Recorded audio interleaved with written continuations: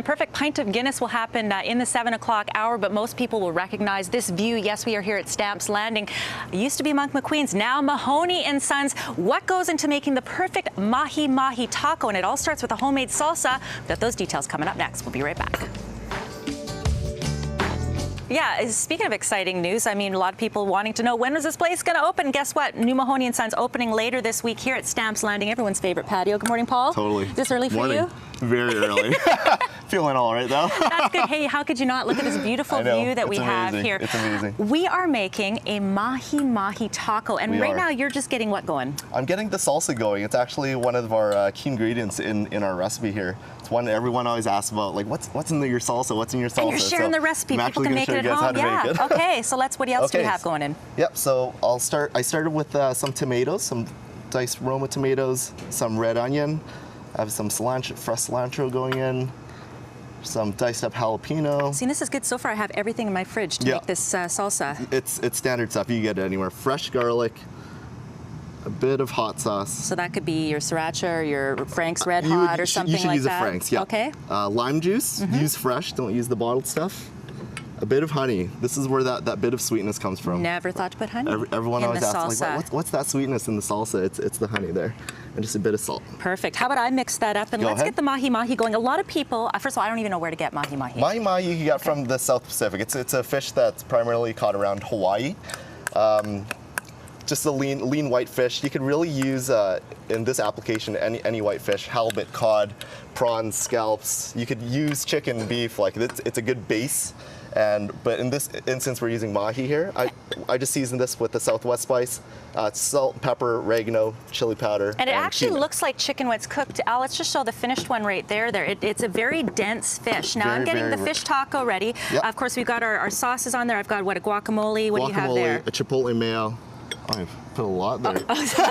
Did a little too much? Is it going to be too full? But you like guac, that's fine. That's fine. We'll tell you what. Here's what the finished version looks like. Of course, you can make it at home, or you can come here to the brand new Mahoney Sons, Stamps Landing, opening up later this week. Jody and Riaz, look how beautiful that looks. I don't think mine is going to look nearly as beautiful, but on a patio like this, hey, you know what? You can just have the food not being the look and the pretty part, right?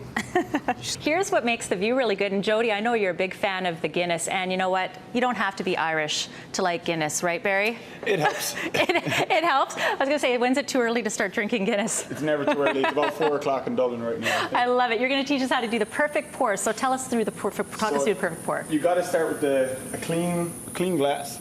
Always helps. 45-degree angle. You want to hold it until you see it hit the bottom of the harp. Straighten up the glass until it hit the top.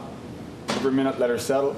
Let the surge come up through the glass, and when you know, once she's fully black, she's ready to be topped up. And the key is if you ever see someone pouring, they've gone like 5 goes at it. That's like way too many times. Yes, you need to touch it once at the start, once at the end, give it to the customer, present it, let it rest, and the rest is... This is a dark beer, though. I got to say, I'm somebody who's typically a lager type of person. What do people need to know if they're tasting a beer this dark like this?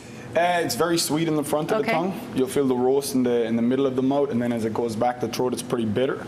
But actually very low calories, lots of protein in Guinness. It's one of the lighter beers you'll drink. I think that is probably the first time I've ever had someone tell me it's low in calories, lots of protein. Yeah, it sounds like it's a health food to me, but you know what? Let's talk about food.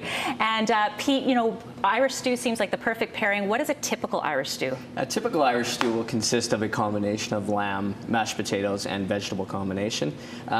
We here, what separates our Irish stew is we actually have a sous vide for 48 hours lamb shank right in the stew. It's Australian grass-fed lamb, and with a actually Guinness demi-glazed sauce in the stew. So not only are you getting it from here, but you're getting it in there. It's my personal favorite combination at Mahoney Sons is our Irish stew with Guinness. Awesome. Well, thanks very much. So we've got our beer, we've got our Irish stew. We're going to make our way into the kitchen to make a family recipe, Michelle, because this is a family business. Imagine having 11 kids in a family. Oh yeah, the meal's got to stretch far. We're going to show you how to do that coming up in the next segment. And you know, the perfect pairing for lamb is mint. So very briefly, what are we putting in our mint aioli? We have mayonnaise, mint, lemon juice, lemon zest, and honey and pepper. And I just have to mix it up just like mix it that? up. Awesome. I'm going Super to easy. continue on with that, and we're going to show you one of their signature dishes here at Mahoney Sons. And by the way, a family recipe.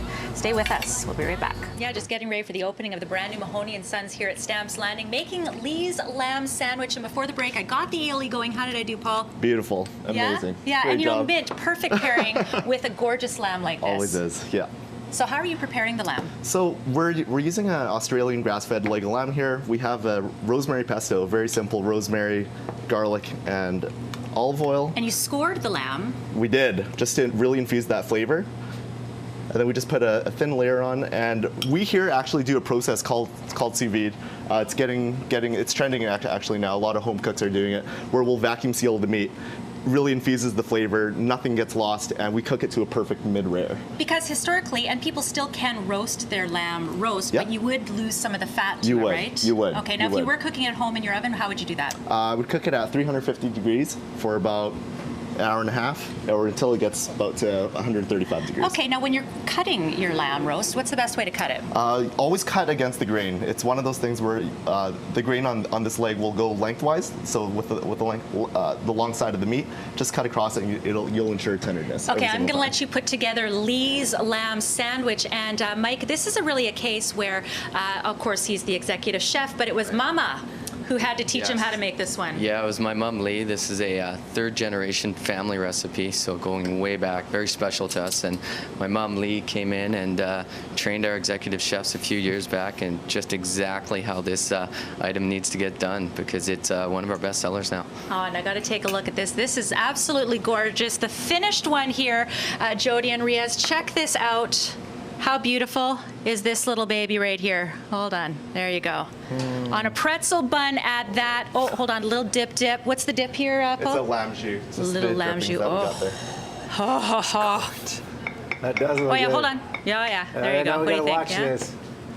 Everybody living Oh, yeah? like Okay, this. hold on. That's 100 years of lamb right there. 100 years of lamb.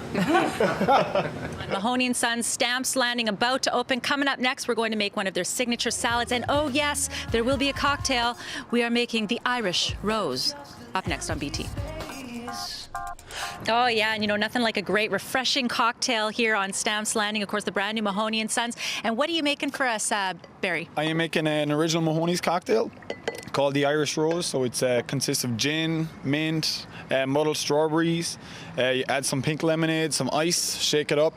Very refreshing patio drink for this time of year. I love it. Nothing goes together better than something like strawberry and mint. Beautiful. Exactly, pretty easy, right? Pretty, well, I wouldn't say it's easy to drink, maybe not as easy to make. You continue to make that. Paul, tell us a little bit about what you're making right now, and also maybe the concept food-wise for Mahoney Sons. Right now I'm just finishing up the dressing for our shrimp salad. It's just a cucumber dill dressing, primarily of mayonnaise, yogurt, cucumber dill, garlic, lemon juice, salt, and pepper. The concept of the menu is really international. We have a little bit of classic pub fare. We have some Asian influence, obviously, because I'm Asian. And, Really? yeah. And yeah, we kind of range completely with what we do. And I got to ask a quick question too. When you're putting garlic in your dressing, I've Yeah. tried to do that before, and the garlic can be super overpowering. This is for the garlic lovers. Okay. Really. Yeah. So yeah. date night, make sure you're both having it, right? Yeah. Chris, come on in here. Of course, one of the sons of Mahoney and Sons, truly a family business. 11 kids. It sure is, Dawn. We have 11 kids in our family. I have 8 brothers and 2 sisters, and I work with 5 of my brothers in this family business. It's a lot of fun. No fighting?